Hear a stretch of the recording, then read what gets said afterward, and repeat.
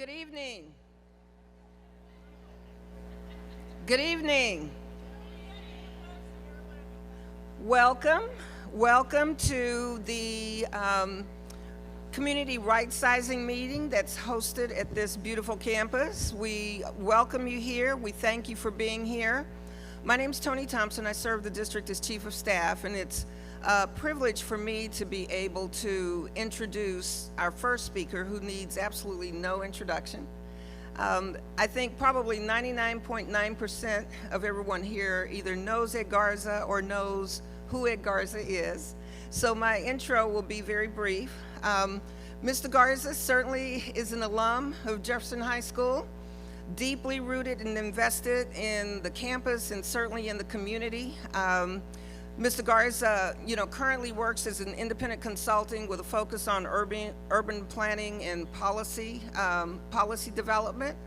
He served on city council for 8 years, and 4 of those years as the youngest mayor in the city's history. And then we were fortunate in SAISD to have him elected to serve on the board, representing District 7 in 2009, and he has been re-elected numerous times and also served our school district as the chair of the board for a number of years. Both Mr. Garza and his wife, Ana Laura, are, vibrant members of the community, and particularly the Jefferson and Woodlawn Lake Neighborhood Association. So without further ado, please help me welcome Ed Garza.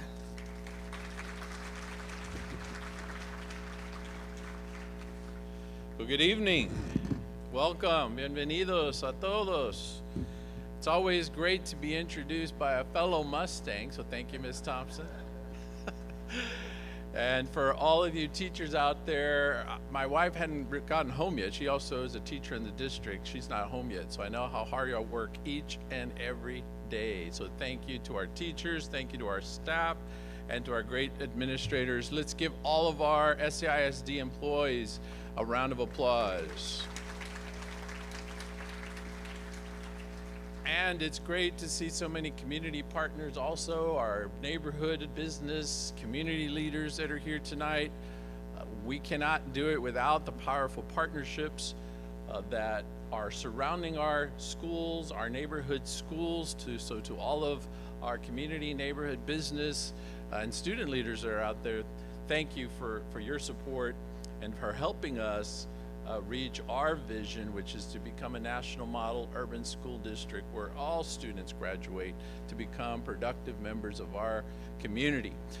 I have the opportunity to just set the context and introduce our superintendent, Dr. Aquino. So before I introduce our illustrious superintendent, I just wanted to give my perspective on this very important process, having this very serious conversation about not only the issue of right-sizing, but it really is the future of delivery of public education for the San Antonio Independent School District. Now, we hold the name of all the 17 school districts in Bexar County. Only one is San Antonio. So it is critical that we set the tone for the future. And even if we're not the largest anymore, we certainly are the most historical and most important to the future of San Antonio, its economy, and its quality of life. And we are now at 44,000 students strong, with approximately just under 100 buildings. And when I was a student, probably at Woodlawn Elementary School in the 70s, SAISD was near its record of over 78,000, nearly 80,000 students when I was in elementary school, and we had about the same number of buildings. So this conversation is, some would say, long overdue. This conversation, some would say we should have or shouldn't have, but from my perspective, for the sustainability, and in some cases for the survival of San Antonio ISD, this is perhaps the most critical and important conversation that we will have for generations. The right sizing of our facilities to meet the needs of our current student population. Not what we had, not what we hoped for, but for the reality of what we have today. So I hope that you come with an open mind. I hope you come with an open heart. I hope you come with that perspective in mind. The student of today, the student of the future. And where should we be putting our dollars? Should we be air conditioning 100 buildings and staffing 100 buildings and investing and taking care of and mowing and doing all the things that keep our buildings alive for 45,000 students? Or should we take a step back and say, what do we really need as a community, as a familia? What size of campuses do we need to fit the needs of our students so that we can put more of our dollars, precious dollars, not enough dollars, as our superintendent would state, and we all know, not enough dollars. Should we put more of those dollars into people, the students and the adults that serve their needs?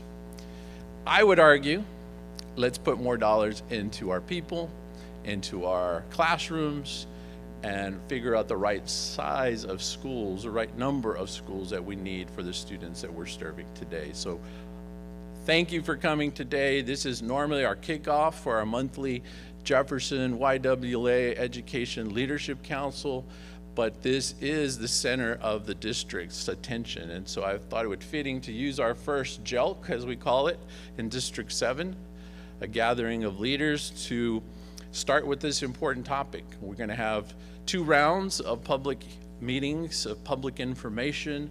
This is now the 4th, I believe, 4th of several for the first round. Our second round in District 7 will be next month at Longfellow Middle School. Is Longfellow in the house?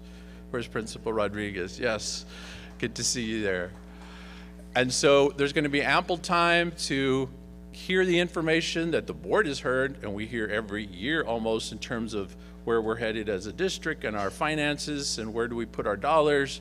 But we want you to hear the same presentation and to get your reaction, get your perspective and feedback, so that when our elected body meets later this fall, we have heard all of the different perspectives that exist in our city. So again, this is important. Thank you. We're going to ask you to do some work, and we're going to ask you to think hard. But after this round of meetings, we will be coming back, round 2, and the staff will be presenting their findings. So we look forward to having that information. Tell a friend, tell a neighbor, tell more students. We want to see this and other buildings completely full. And I can't leave the mic without also giving a shout out to our host, head of school, Mr. Greg Rivers, and his staff. Thank you.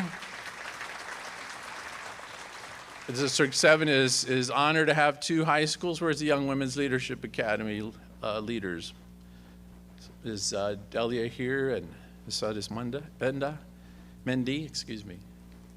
We don't have YWA. We're very fortunate to have both. Mr. Rivers has his hands full this Saturday. If you don't have your tickets yet, Jefferson is the only SAISD school in the Pigskin Classic. There's a warm-up Thursday night with Highlands, but of the 8 schools, Jefferson will be playing Uvalde in the Alamo Dome. Last year was a huge success. They had the biggest schools in South Texas, and this year they decided to change it up, and they invited Jefferson. So Jefferson will be representing SAISD live stream, live TV. I don't think we will have more people watching what happens with Jefferson Saturday, probably in the last 10 years of football games combined. That tells you the magnitude of TV exposure and live stream all across the country. There will be people watching. So we're excited. Please extend our congratulations and best wishes to your athletes, to all your student performers. Let's go out there and wear our red and blue and show what SAISD is all about, and to our Uvalde friends also, who have overcome so much in such a little period of time.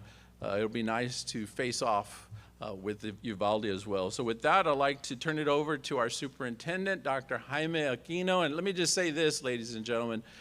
I've served with several superintendents. I've served with a diverse group of board members. We've come together to come up with a common vision, a common direction. It was unanimous when we hired Dr. Aquino. We have a diverse group of boards with different perspectives, and it was unanimous, hands down. And we felt that his leadership, his background, his experience was right for our district and where we are today, not where we were in 2015 when we were going from an F to a B district. All of us remember that journey. But today we have so many diverse needs, so many different stakeholders, and I can tell you, not just on this issue, but all issues that we have such hard decisions to make with so many different stakeholders that we could not be in better hands. And our students, most importantly, could not have as thoughtful and passionate and committed leader than Dr. Jaime Aquino. So welcome. Thank you, sir. Thank you. Buenas tardes, familia. Oh, come on. Good afternoon. Thank you, Trustee Garza, for that kind, generous introduction. Very well needed since we're having this conversation about rightsizing. And I'm happy that you are all here to give us your amazing feedback. I'm going to be very brief because you're really not here to hear me, but we're here to listen to you. But before that, I want to share some personal news. I am not a Mustang, as you know, 'cause I moved, but now I am a true San Antonian as I close on a house in this area. So, but I still am going to be rooting for the Golden Bears, the Bulldogs, and the Mustang, equally the same. I'm the father of all of them. So again, thank you for joining us this evening. And for us to have this incredible and important conversation, we need you to know that we are committed as a familia to embracing, engaging, and educating your children as if they were our own, so that they can realize their power to shape the world. We are also firmly committed to delivering on our promise of high-quality education for every single one of our amazing, almost 46,000 children. And we have that outlined in our Always Learning Plan, which is our new strategic management plan, a very ambitious one. Actually, one of our high school students said, don't call it a plan, call it a document of promises. And it is true. It is a document of promises, and that's why we're here. How can we tell our kids, we said that we're going to do this, and we need to deliver on them. We want to do better for your children, for our children, by ensuring that each student has similar access to extraordinary educational experiences and resources, regardless of what school or neighborhood they attend. And I have to be honest with you, we are not satisfied with the current situation in which smaller schools face challenges in providing all the necessary resources for their students and staff to thrive. But we are also not satisfied that our larger schools also lack the necessary resources to adequately support their students due to the allocation of some of these resources to assist the smaller school. So we really find ourselves in a crossroad. What I mean by that, we are in a situation which is a no-win for either small schools or large schools. So small schools are not getting all the support that the students are not getting all the support that they need to thrive. But the larger schools are also not getting all the resources, and you're asking why? Because we have to take money away from our larger schools to subsidize our smaller school. And we believe every single child needs and deserves a high-quality education. So we are willing to take the tougher path to ensure that your children, our children, get the best education possible for a brighter future. But we also understand that many of you have questions about this study and what it could mean. And we want you to know that this study will most likely lead to us to recommend changes to the Board of Trustees, like combining or closing some schools for the school year of 24 and 25. Trustee Garza said it really well. I don't think there's anybody at the board, at my level, or anybody in the community that would like to close schools. It's something painful, but quoting Trustee Garza, this is about the survival of SAISD. And it is our only opportunity to make sure that every single one of our students are able to become me or better than me. And that's why we are here. But as tough as this is, I want you to know one thing. We're committed to making this study as transparent as possible and also in a two-way process. We will keep you informed, and we are eager to hear your thoughts too, and that's why you're here. Your input matters, and we are grateful that you are here.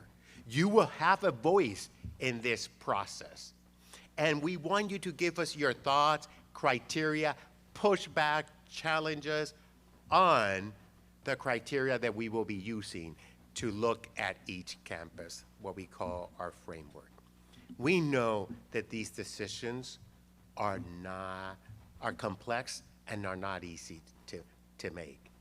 Every campus and community we have has its own unique factors, and the discussion that we will have today, like what we had in the last three community meetings, will help us better understand your hopes, your fears, and your dreams for our students, our schools, and our community.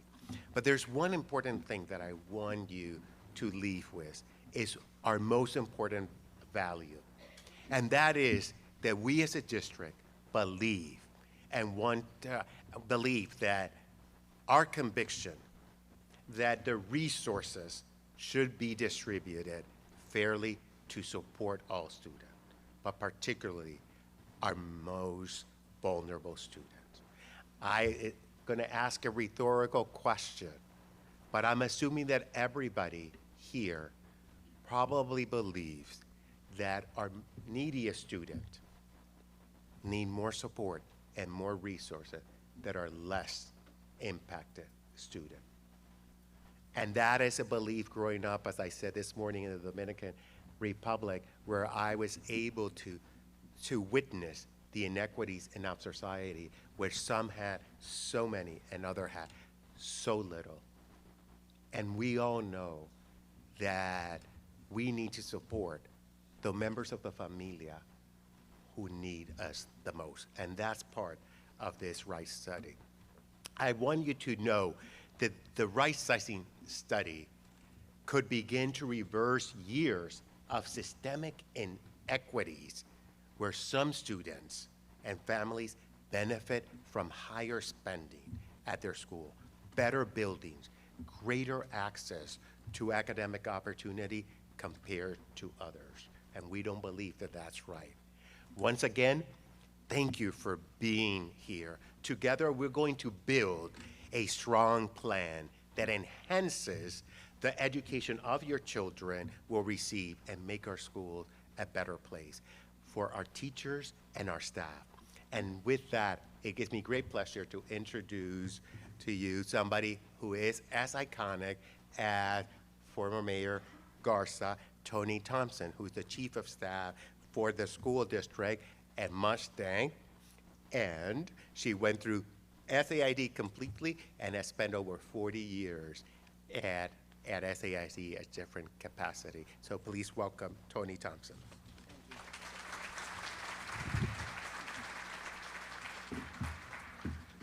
It's really an honor to be able to be here to facilitate this important conversation with you this evening. I'm not surprised to see that the cafeteria is almost full. That's just the way things happen in the Jefferson community. As Dr. Aquino pointed out, I'm a lifelong resident of SAISD. I've been with the school district since 1980 and proud graduate of the class of a long time ago. So all of those things caused me to feel deeply rooted and incredibly invested in anything and everything that happens in SAISD for our students, our families, and certainly for the school district. So again, I appreciate being able to be here to facilitate this conversation. Over the next couple of hours, we're going to engage in some rich discussions about the future of our district and our ability to deliver on our commitment and promises, as Superintendent Aquino referred to them earlier, to provide a high-quality education for every student in every community in the school district. We had a card in the center of your tables that had the word thrive on it. And the term itself means that you basically are growing and developing and prospering and flourishing well. And certainly that's what we want, for our students. We are going to start this evening with an exploration of data, a review of the criteria that we will be using to frame the decisions that are going to be made over time, and then we'll hear from you. Your feedback is going to be incredibly important. It's not just about you being here listening to us for a few minutes. When we have the breakout sessions, you'll go into the Student Union building, and you'll go to different stations, and I'll give you instructions for that purpose. But that will give you an opportunity to learn more, to gather more information, and to provide some very important feedback that will help us make decisions about schools. Your voice is going to be incredibly important, so we're excited to have you here tonight for that purpose. But before we begin again, the question that was in the center of your table was to focus on the definition for thriving. And thriving means to develop, to prosper, to flourish well. And again, that's what we want for our schools. Jaime mentioned the district's, or referred to the district's strategic management plan, which is called Always Learning. And it was a plan that was created with unprecedented community input and involvement and support, including feedback from over 6,000 survey respondents, which we thought was pretty incredible. As part of this plan, we decided that we needed to commit to enter into a long conversation with our community about what it means to be successful or thriving. So we convened a committee of 50 diverse individuals, which included family members, teachers, parents, school representatives, and we asked them to create a vision for thriving students, teachers, classrooms, and schools. We also went back to the community and we asked them, if you had $100 to spend on a thriving school, what would you want to see in that school? We had almost 2,000 respondents. The largest percentage were students. 52% of the respondents were students, and this is essentially what they told us they wanted. They wanted to have schools that are welcoming and safe. Everybody does. I know there's not one person in here that would not want to make sure that our school environments are welcoming and safe all the time. They wanted to offer extra support for struggling students and for advanced students so that students have opportunities to also have more AP classes and other classes that will, stretch them critically. They wanted to prioritize student well-being. Since the pandemic, we have had more issues that require mental health support than ever before. When the superintendent convenes his student advisory committee, the thing that they talk about needing the most is the need for mental health support. So we know that's important, across the board. We also heard that they want to make sure that we're preparing students to be at or above grade level, and that should certainly be just the baseline. At grade level should be the baseline. We want to make sure that we're providing all of the resources that are needed for students with disabilities. We want to help students be leaders and independent thinkers. Lots of them come through these halls, every year, and certainly our other schools as well. We certainly want to make sure that we always have up-to-date technology, and our IT department over the last few years has done a great job trying to make sure that we have updated technology. There's always a need for more of that. We heard that they wanted us to embrace family and community, and that's one of the reasons that we're here tonight. They certainly wanted to have a wide range of extracurricular activities, and That doesn't surprise anyone because certainly students who are invested not just in academics but also in other activities are the students that stay in school and that focus in school. And also to have up-to-date furniture and equipment. We certainly want our students to have state-of-the-art access to facilities like we would expect to see in any other school district. Later, you'll be able to see and give feedback on all of the thriving profiles, and again, that's what part of the work is going to be in the Student Union building, and again, we're going to welcome your insight. Our thriving profiles cause us to reflect on whether in our current reality we can deliver on the community's definition of a successful and thriving school. This reflection drove us to look at data, and we concluded that we are at a crossroads. We must either engage in this important discussion now and deal with our current reality, or it means that we would have to tolerate what we know currently are some inequities. As stewards of your children, we feel obligated to ask, can we live with a system where we offer more resources and services to some and not then provide the same resources and services to everyone? So whether you have spent your entire lives residing in the boundaries of SAISD like me, or whether you're relatively new to the committee or community, you may be wondering, so why did we get here? Or how did we get here? So this is what our data tells us. SAISD has been losing enrollment consistently and steadily for over 20 years, and we have not closed schools at the rate of the declining enrollment. We've been reluctant to close schools, and who wouldn't be? As Superintendent Aquino pointed out, that's a difficult thing to hear and to deal with. It's not the first time in this century that we've closed schools, and we'll elaborate on that a little bit more in a few minutes. But we just haven't been able to keep up with school closures in a way that's aligned with the enrollment decline. When Mr. Garza mentioned, that when he was in elementary school, the SAISD population was close to 80,000. It certainly reminds me about even being a student here at Jefferson, and my sophomore class had 1,300. Sophomore class alone had 1,300. The enrollment now, and I'm confident that the Jefferson's going to meet projections, but the enrollment now for the entire 4 grades is 1,650, more or less. My graduating class had 950. When I think about, that in context now, some of our high schools, some of our comprehensive high schools don't have the same number that my sophomore class had, which was 1,300. So you can see over time, those numbers have just changed, and they've changed for some reasons that we're going to share with you.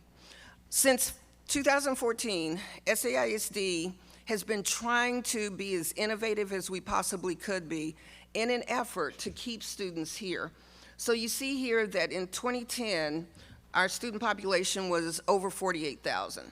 But in 2014, the school district started to become as innovative as we possibly could by transforming 35 schools, 32 of which were 1882 partnerships, and certainly Jefferson is part of the 1882 partnerships. This effort was successful, bringing in more than 2,000 out-of-district students in 2021. And in 2022, largely due to the success of those transformed schools, San Antonio ISD was drawing more students from out-of-district than any other district in Bexar County, which is pretty remarkable. Northeast and Northside are much larger than SAISD, but we were drawing more out-of-district students into SAISD than any of those districts. But even so, since 2014, our enrollment has declined by 8,000 more students. And most concerning is that our student enrollment now is 3,000 students less than the worst case projection that was made back in 2010. So across the district in almost every community, enrollment has decreased significantly. So you're probably wondering, where are the children going? Where are they going? Why are they not here? So here's some data points. On our website, we have 2 reports that analyze a demographic report that was conducted as a result of a study in 2008. and it looked at the demographic landscape in the district for K-12. These reports indicate that there are two major causes for the decline in student enrollment. The first one is the declining birth rate. Parents aren't having as many children now as they did years ago. So declining birth rate is number one. The second reason is the lack of affordable housing within the urban core.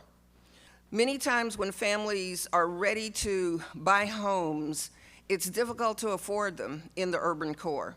So that's why a lot of them move out to other suburban areas because it's just more affordable for them. Those two things create the greatest challenges for us.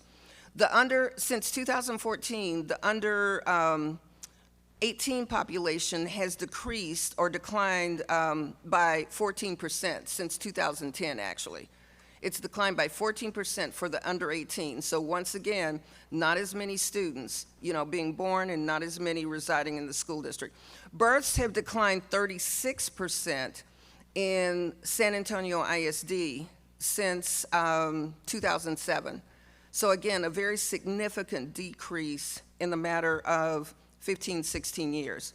Only about 20% of our enrollment loss is due to students moving out of district to other school districts or to charter schools. So those are the facts. Those are the data points that help explain why we are where we are with respect to our declining student enrollment. So there's more information on our Rightsizing website, and you're going to have access to that, before we close this evening. But what does all of this mean? Our resources essentially are spread too thin, and it creates inequities experienced by our students and their families and their staff. Our smallest schools are more expensive to operate, yet they offer fewer programs and services. Smaller schools are likely to have some of the following: split classes or mixed grade classrooms. So let me give you an example. Let's say that it's at the Ocean Elementary School. Let's say that they have, it's a very small campus, and they have had to split a first and a second grade. So that teacher is teaching perhaps 12 first graders and 13 second graders. That's an example of a split class or mixed grade classroom. On small campuses, it's not uncommon in our district for some of our teachers to be the only teacher at that grade level or the only teacher in that content area.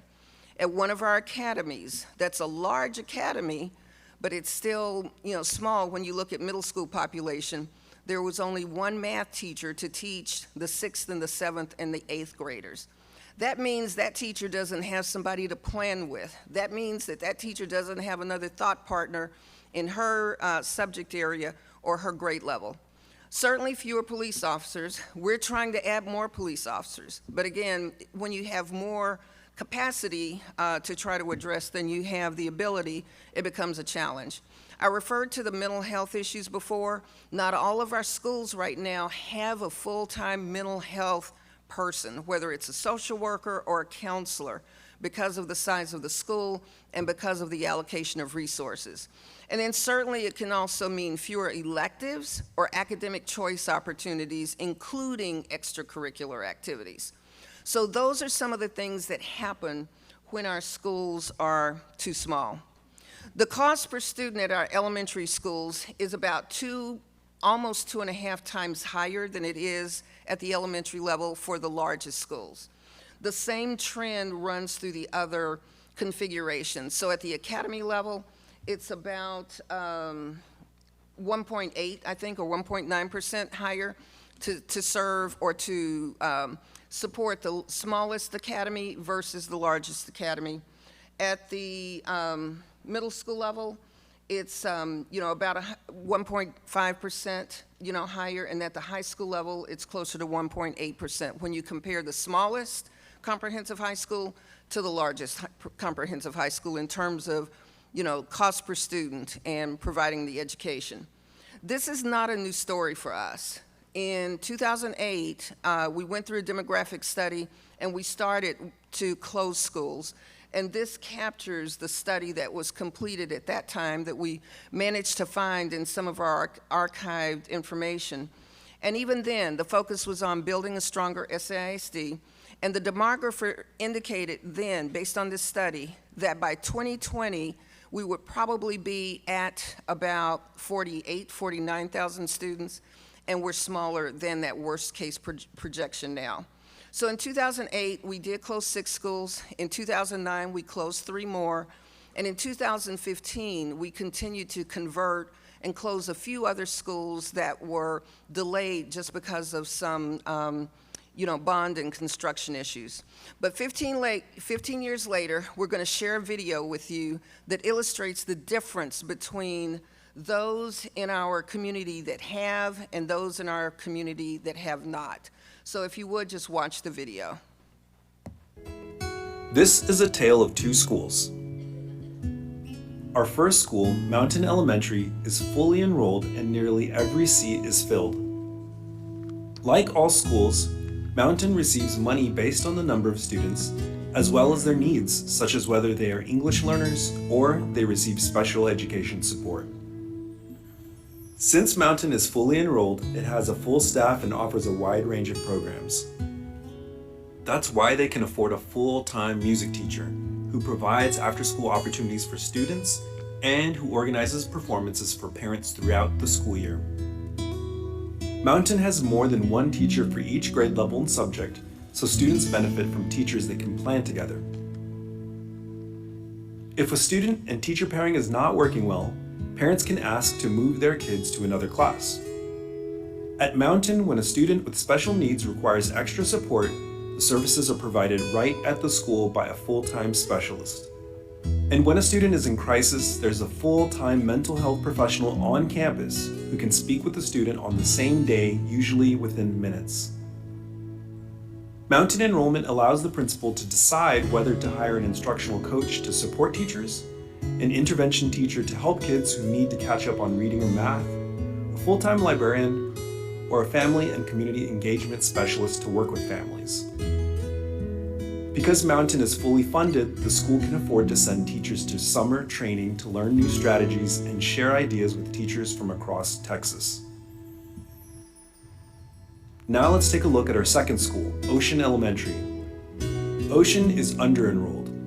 This means that their building has lots of extra space and empty seats.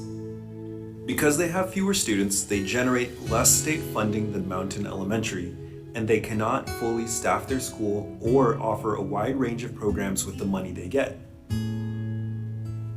To help Ocean, the district must take some money from Mountain and other schools so Ocean can provide necessary services. Since Ocean cannot afford a full-time music teacher, they hire one part-time. This means the teacher is not always available to provide after-school opportunities for students or organize performances for parents throughout the school year.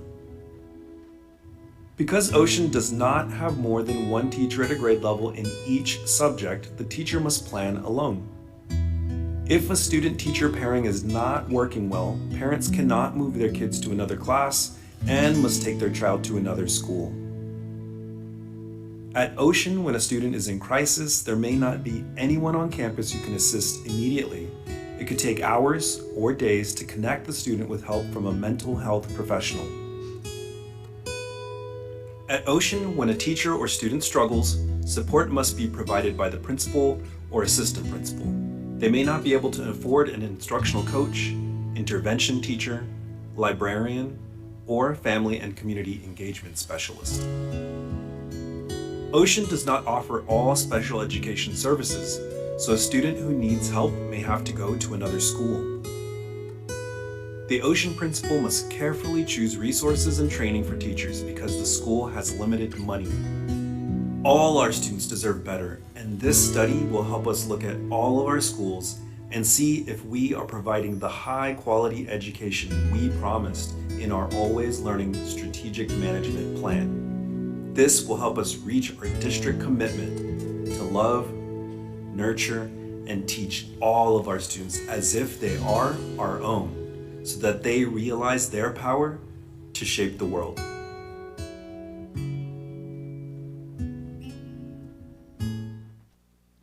So we want all of our schools to be like Mountain schools. Mountain Elementary School. We want all of our schools to be able to have the resources that are needed to provide the equitable support that our students deserve. And when done right, we feel that right-sizing can help us accomplish that. By aligning the number of campuses and their capacity with the right number of students, we can make sure that students and campuses get the resources and support that's needed so that they can thrive and be successful. So to address our declining enrollment, excess buildings, and equitable experiences, the board called on staff to study our capacity at its June board meeting. And this included directing us to develop a framework in collaboration with the community to evaluate all campuses. And again, that's what you're going to help us with this evening. So we're holding, you can see on this graphic, a series of meetings. Again, the resolution was passed by the board at the June 20th meeting, calling for this right-sizing resolution and the work to convene. Then on September 18th, we're going to go to the board with recommendations that come from all of these community meetings that we're holding right now. This is our 4th of 14 in this round. And no vote will be taken that night. There's not going to be a final decision made that night, but it will be our opportunity to take the information back to the board for the additional work on it. After that, the final recommendation goes to the board on November 13th. Between September 18th and November 13th, we will be busy going back out, having meetings in the community again to share more information and to provide opportunities for additional feedback. So November 13th would be the date that the board would make some decisions and recommendations about what's going to be presented to them that evening. But again, September 18th is just an opportunity for us to take the framework to the board and a set of recommendations for their consideration, but no vote will be taken that night, and final decisions would be made at the November 13th board meeting.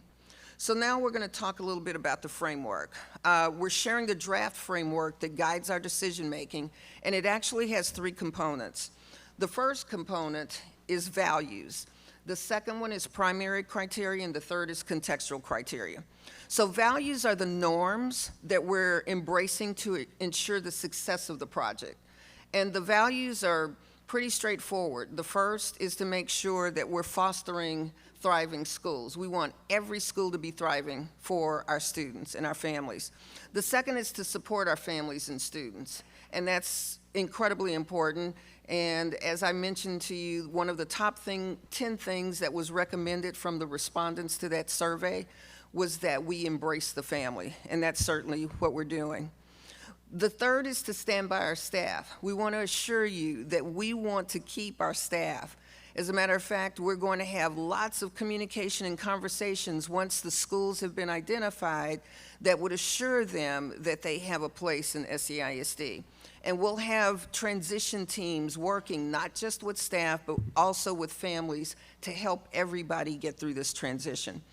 The fourth one is viewing all criteria through an equity lens, because it's hard to tolerate inequities. So everything that we're looking at is going to be viewed through an equity lens.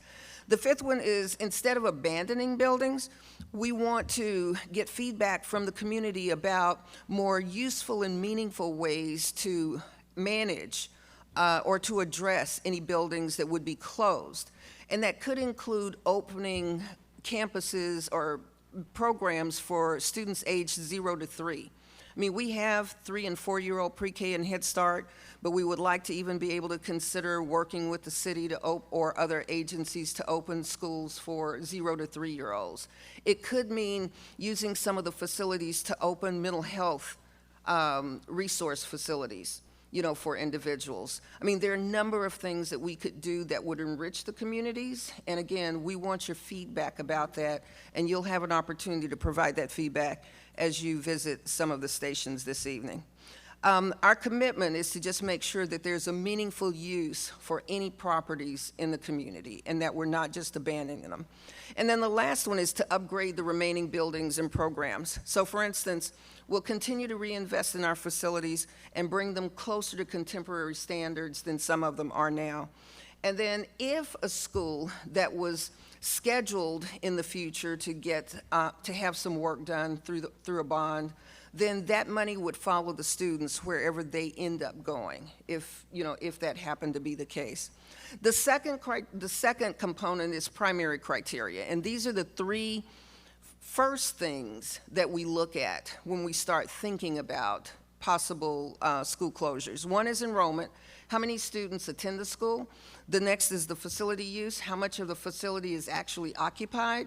And the third is facility cost per pupil, how much San Antonio ISD is spending to provide academic services to the students on the campus. The third component is the contextual criteria, and that includes things like identifying the best receiving schools, meeting the needs of families and students, and meeting short and long-term goals and expectations based on our board goals and guardrails, as well as our thriving profiles and our strategic management plan, Always Learning. So what we're gonna do now is get you, in just a couple of minutes after I provide instructions, to do a gallery walk, and you're going to go into the Student Union building. And first of all, each of you received a passport. Becky, can you hold up so that they see what the passport looks like? Thank you. Now, on the passport, you have a sticker that's colored. If yours has pink, then you'll go to the station in the sub that has pink on it. If it's purple, you go to the purple station. Actually, pink is over here. Thank you, Ernest. Yeah, orange is, back there. So you're gonna look for the color when you get up. What I want you to do right now is to put your name on the passport, and if you want to share your phone number or email address, personal email address, please do that. We're gonna collect those at the end because we have some door prizes that we're going to award. So again, your color lets you know which table to go to first. We're going to set aside roughly 30 minutes, maybe a little bit longer if we need to, for you to be able to make it through all 5 stations. So we ask that you just kind of pace yourselves. If you want to stay at a particular station a little bit longer, that's okay. But about 10 minutes before it's time to come back, I'm going to signal you that we have 10 minutes left. We encourage you to visit as many of the tables as you can and collect as many stickers as you can. And at each table, at each station that you go to, we need your feedback. That's why you're going. While you're doing that, Superintendent Aquino and Trustee Garza will be working, on an affinity project to try to capture all of the feedback so that we can give you some high-level reports, when we come back to close out. After we finish the gallery walk, we'll come back and convene for about 15 minutes, but the gallery walk needs to really be the most important thing that you do right now after you have received some feedback or some data from us. So I'm also going to kind of signal you when it's time to come back, so you'll hear this. So we'll try to simulate a Tobin experience for you. So when you hear that first, it means 10 minutes left, and when you hear it again, it means it's time to come back so that we can have the benefit of letting you get some high-level feedback from the data we're collecting during the gallery walk, and then we can dismiss you timely. So I think if there's nothing else right now, we'll go on and ask you to find the table or the station that matches the colored sticker on your passport, and we'll get started.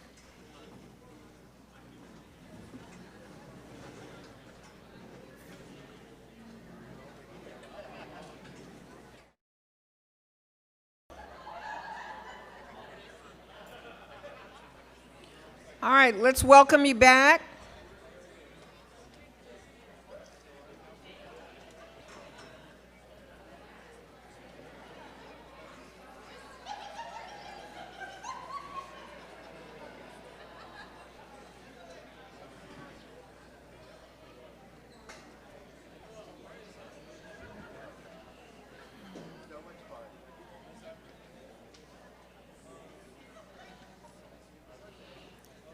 Giving another minute or so to the Thriving Profiles station because that's the one that's generated the most discussion.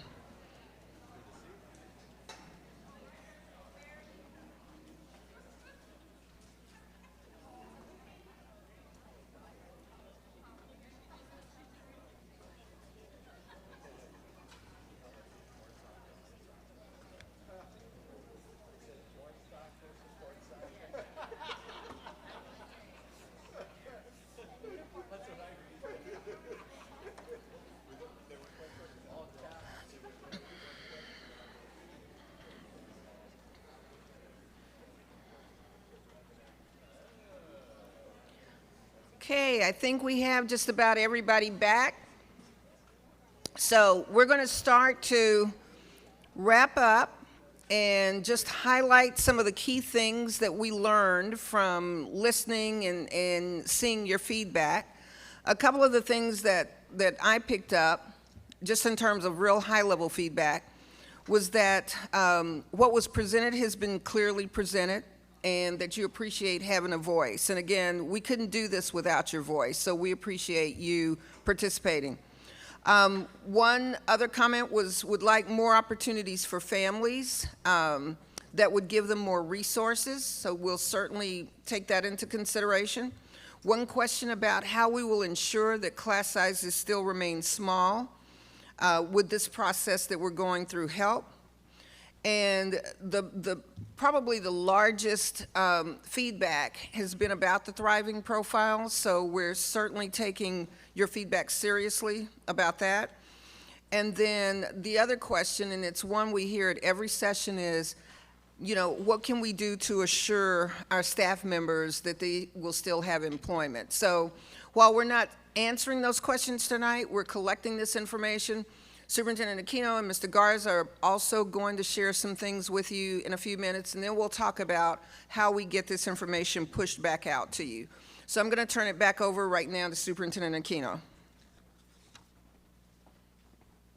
Thank you, Tony, and I want to thank all of you. Just look at just one part of the work and all the feedback, questions that you provided us. And as Tony said, we don't plan to answer the question. There's so many questions or the suggestions that you have shared with us. What we are going to do, each of these, not only from this meeting, but all the meetings that we have are being transcribed, and they will be on our website. The exact comments, the concern, and the question. The question will also have answers there in terms of that will help understand. I also wanted you to be totally transparent with you guys. I don't want you to think that if you gave one feedback today, that feedback is going to be incorporated, because we're having 14 meetings and we have to look at trend. So what I want to do is share the reflections of what I heard or what I read in the feedback of what resonated, what's some concern, and I'm going to read you some direct quotes of people that wrote. So in terms of the most important value, you're not unique. We are seeing a trend from the first Ford meeting, that one of the most important values that resonated with you was this whole notion of serving our families, to make sure that we're serving the family. The second one was this concept, as Tony said, of thriving schools. They said, we need thriving school, and this is a direct quote, we need more opportunity for kids. We don't have all the resources for our kids at the small campuses. We need to, from a parent saying, we need to drive toward equity. Campuses have different amenities. And the same thing, I'm going to read this in Spanish because it was written in Spanish by one of our parents. Say, el uso de las instalaciones o los planteles escolares, la relación del costo de la instalación por cada estudiante, meaning that the fact of the cost of educating our students per student, depending on where they are, was a little bit troubling for them, and how can we have it more equitable? Another thing that they feel is that one of the outcomes of the rightsizing, this was a direct quote, reducing the number of campuses may help to increase funding for other campuses regarding information technology and other infrastructure, that perhaps our infrastructure will be in better shape because we, instead of having to maintain 100 buildings, whatever number of buildings less will be much better. And I think I want to reiterate, there was this value that was consistently, please stand by our staff. And one of the suggestions that you made of standing by our staff is to please communicate with the staff consistently and clearly. Talking about clearly, there were a lot of questions which also came up in the other meetings. Can you define some terms? Like, what do you mean by a small school? That was a question that we were posed. Or, what do you mean by equity?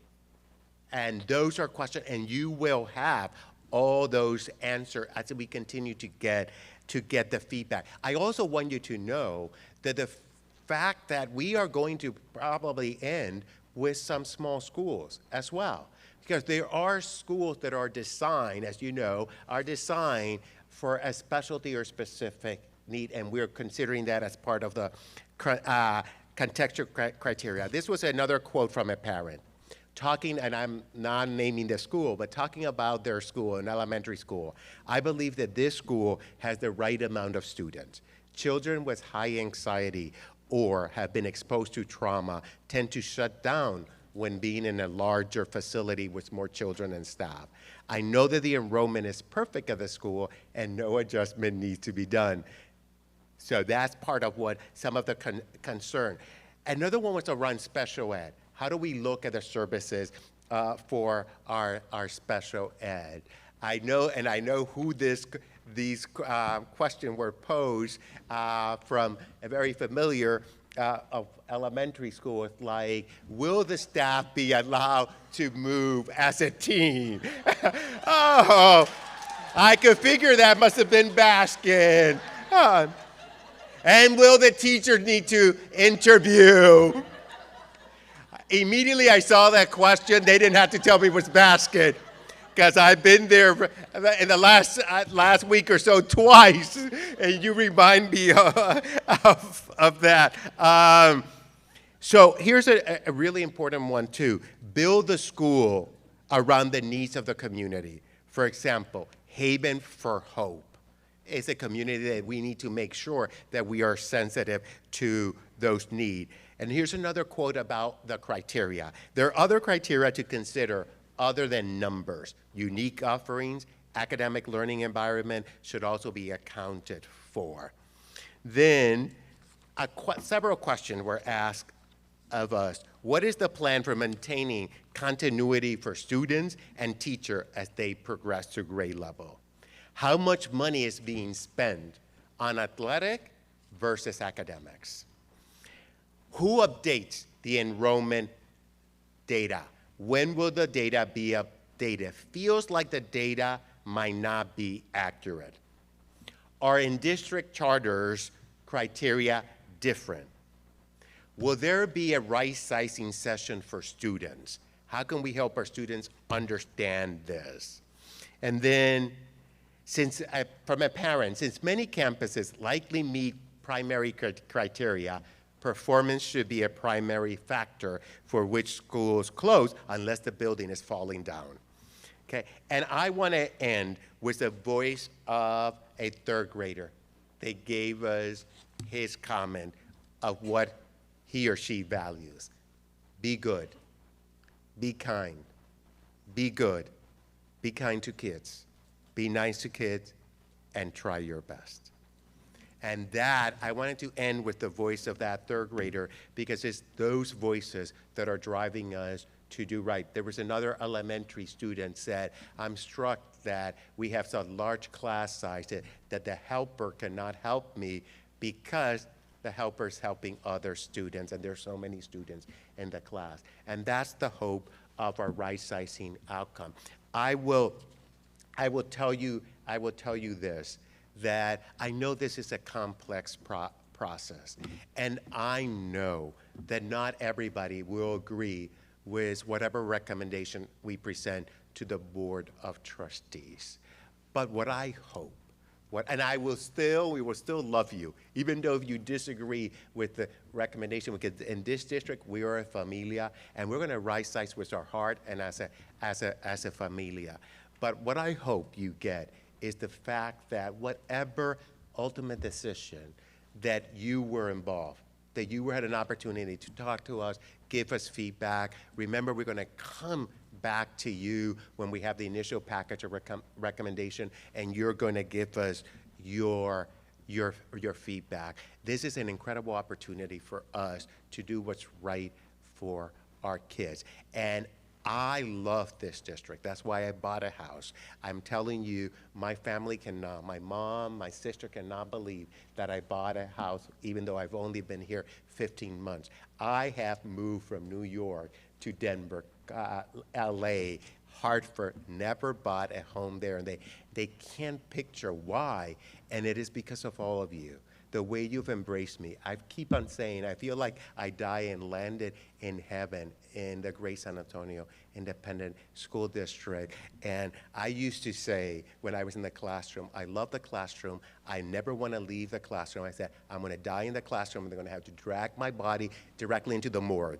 That's how much. So I'm going to die here. You're going to have to drag my body directly to the morgue. And not only that, I am also proud to say that my mom and my sister are going to move in with me. That's how much we're making San Antonio our home. And I know Trustee Garza is probably thinking to himself, there goes Jaime oversharing.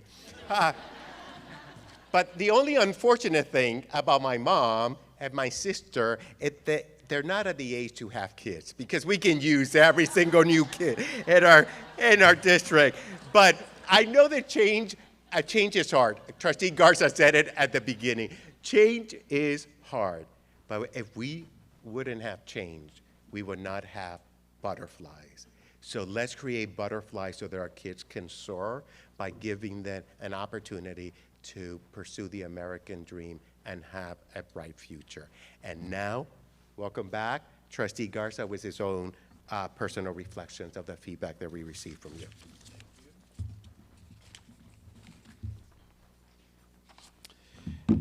And we love that Dr. Aquino shares so much, because that's what our students expect. So I also wanted to recognize Trustee Leticia Ozuna, who's here also. She represents Single Member District 3. Just out of curiosity, if you are not an employee with the school district, you're a parent, a student, a community member, please stand. Not what I would call stakeholders that are not employees of the school district, please stand. Good, good, thank you very much. Thank you for coming. When we started this process, naturally, our school communities are the stakeholders, but we also heard loud and clear, don't leave our neighbors out as well. In fact, tonight, I've received 2 texts about traffic issues down the street, Young Women's Leadership Academy, of a big event they're having tonight, and some residents can't get out. So I'm getting angry text messages from residents, and I know if you're at a school that has a lot of traffic, you know what I'm talking about. And that's perhaps another piece of criteria when we start looking at recommendations, to make sure that schools that are perhaps taking in more students can truly accommodate more students from not just the interior of the building, but how does it impact the entire community and neighborhood and services, so that we're not adding to already existing problems.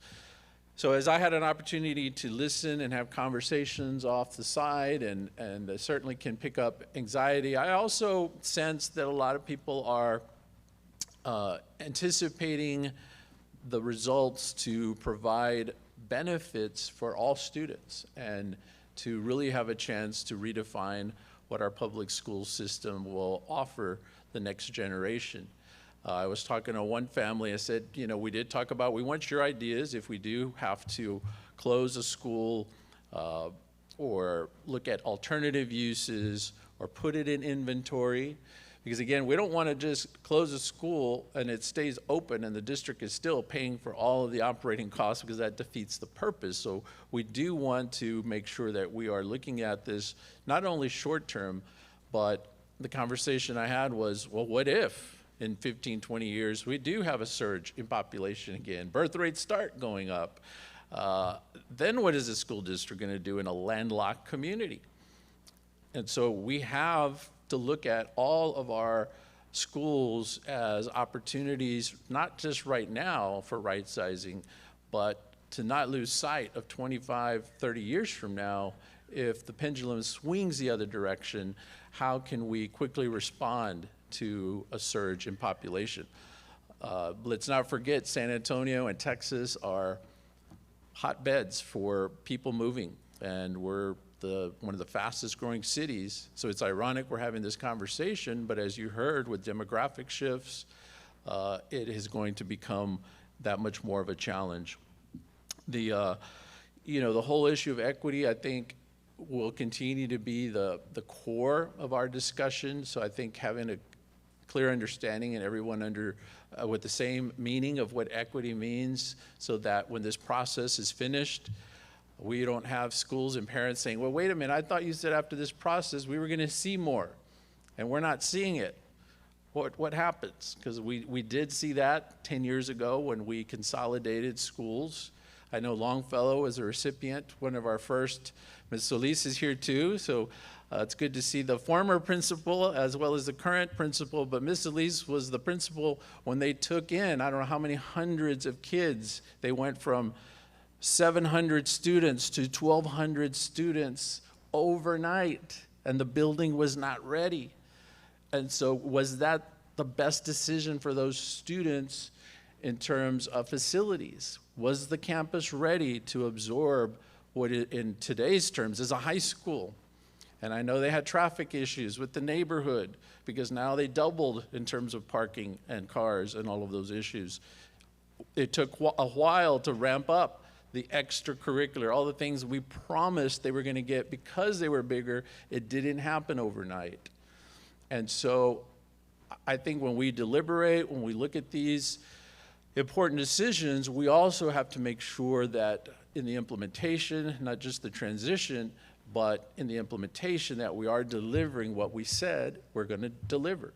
We had a tax rate exchange that the voters approved several years ago to provide more funding for extracurricular activities, for other programs. The following year, I was still getting calls from coaches and other extracurricular directors saying, wait a minute, our budgets were cut this year. You said if this passed, we were going to get more funding. It's not happening. Yeah, maybe there's more in the athletic budget or the extra fine arts budget, but you're also spreading it out over more schools. So we're not seeing it at our campus. Our kids are not seeing the benefit of this major policy decision. So I think that has to be at the forefront, and we'll challenge staff. Okay, if you're saying if we do A, B, and C, we're going to get X, Y, and Z, can you give us that detailed plan of X, Y, and Z? And when is it going to happen? What does it look like? How do we ensure that it's going to happen? So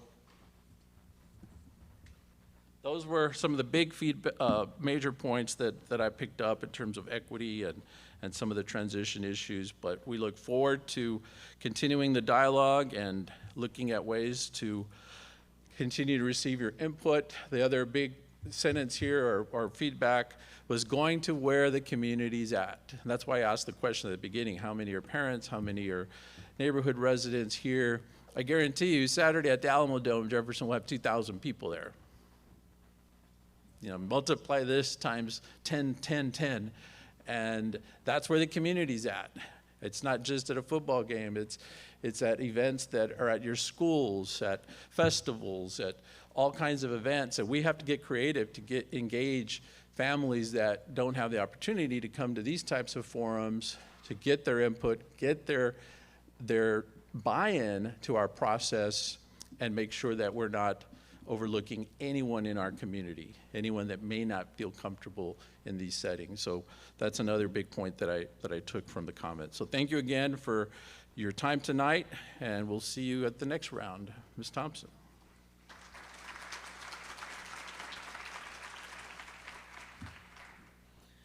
Okay, I want to thank again Trustee Garza and certainly Trustee Ozuna for being here to help, and Superintendent Aquino. So as we prepare to close, there is a half sheet on your table, I think.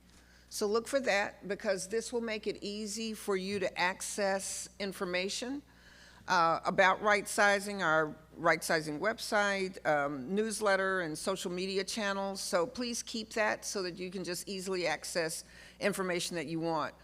It's also time for the drawing. So Ms. Salzman, would you hold up the basket and let's see if everybody deposited their passports in the basket? If not, please drop them over here so that we can get the drum rolling and, you know, give out our door prizes.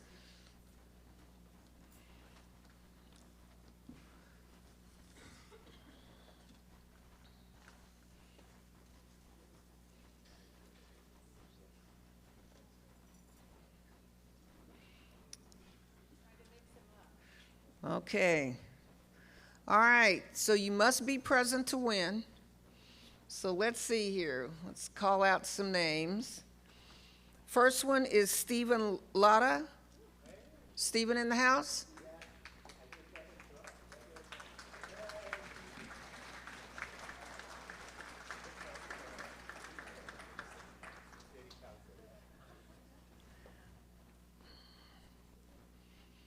Okay, the next one is, this must be like Cher or somebody, Anita. I mean, there was no last name, so everybody must know Anita. So is Anita here? No? Okay, all right. Any Anita in the house? All right. Armando Trujillo? Armando?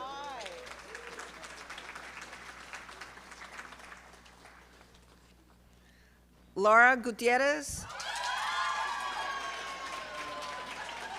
Let's hear it for Baskin.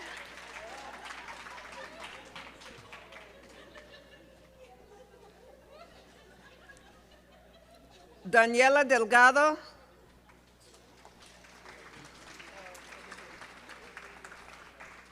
Okay. And we have one more? Or is that it? No, one more. Okay, one more. Kimberly Rebo. Is Kimberly here? Uh-oh. Okay, going. Almost gone. Dora Fonseca.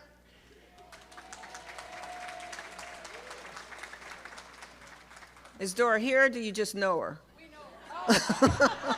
Oh, okay, Dora's here. Very good. Just checking.